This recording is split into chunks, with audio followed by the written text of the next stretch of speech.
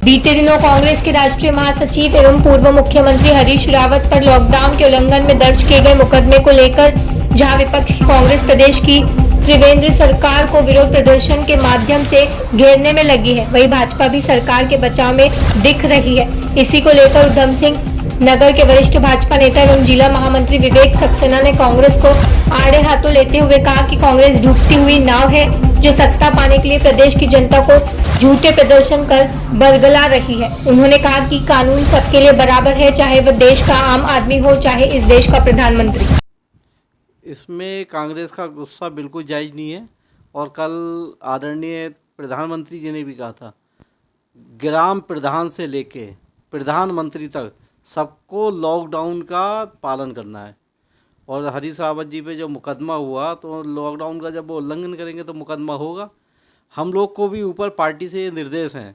जब हमने मोदी कैंटीन चलाई उस समय ये स्पष्ट निर्देश था कि लॉकडाउन का जो समय है, जिस समय खुला हुआ है, उसी समय आप लोग मोदी कैंटीन चलाएंगे या किसी को सहायता देंगे या किसी के घर जाएंगे। लॉकडाउन का अगर आप उल्लंघन करते हैं तो उसके लिए कोई कार्रवाई होती तो आप खुद स्वयं जिम्मेदार होंगे। ऐसे हमारे लॉकडाउन के उल्लंघन पे रुद्रपुर के विधायक जी बेचारे, जबकि वो तो राशन बांट रहे थे गरीबों को, उनके घर पे अचानक भीड़ महिलाओं की आ गई। उन्होंने ही पुलिस को इन्फॉर्म किया कि भाई हम मेरे यहाँ भीड़ आ गई है और ये ऐसे ऐसे इकट्ठा हो गई, आप इनको देखिए। पुलिस उनके घर गई, पुलिस से भी नहीं समझ ली, वो महिलाएं इतनी ज़्यादा संख्या में आ गई थी। और बाद में फिर हमारे विधायक जी के ऊपर लॉकडाउन उल्लंघन का मुकदमा करा। तो हरीश रावत जी जो लॉकडाउन का उल्लंघन कर रहे हैं और वो ये सोच रहे हैं कि कानून से ऊपर है, तो ऐसा नहीं है। यहाँ पे आदरणीय मुख्यमंत्री त्रिवेंद्र सिंह रावत जी की सरकार है, ईमानदार मुख्यमंत्री की सरकार है। ऐसी केंद्र में आदरणीय मोदी जी की सरकार है। उन्होंने स्पष्ट कहा है, ग्राम प्रधान से लेकर प्रधानमंत्री तक किसी को भी लॉकडाउन उल्लंघन करने की छूट नहीं है।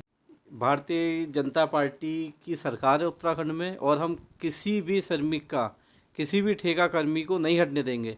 केवल ये कुछ विपक्षी कांग्रेस नेताओं की ये दिमाग की उपज है, उनको भड़का के, और कुछ अधिकारी जो कांग्रेसी मानसिकता के हैं, उन्होंने बिगर कुलपति के आदेश के 1 तारीख से उन ठेका कर्मियों को कुछ सेंटरों में कहा कि जी आप नहीं आएंगे, जबकि कुलपति जी ने ऐसा कोई आदेश नहीं किया।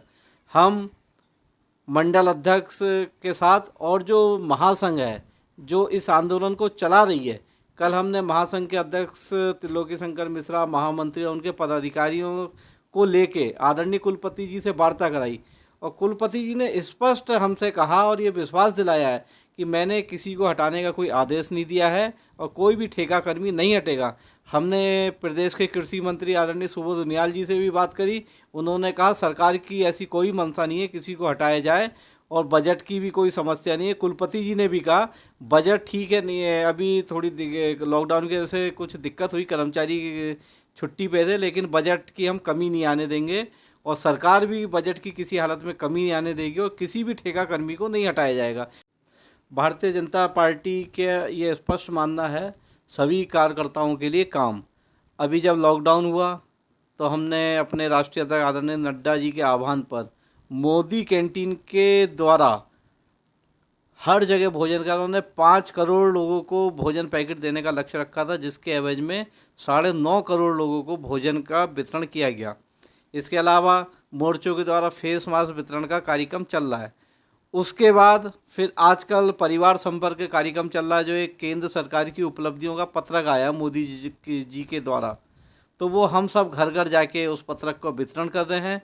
और उसमें भी संगठन का स्पष्ट निर्देश है, किसी भी घर में 2 कार्यकर्ता से ज़्यादा नहीं जाएंगे, और वो भी मास्क लगा के जाएंगे।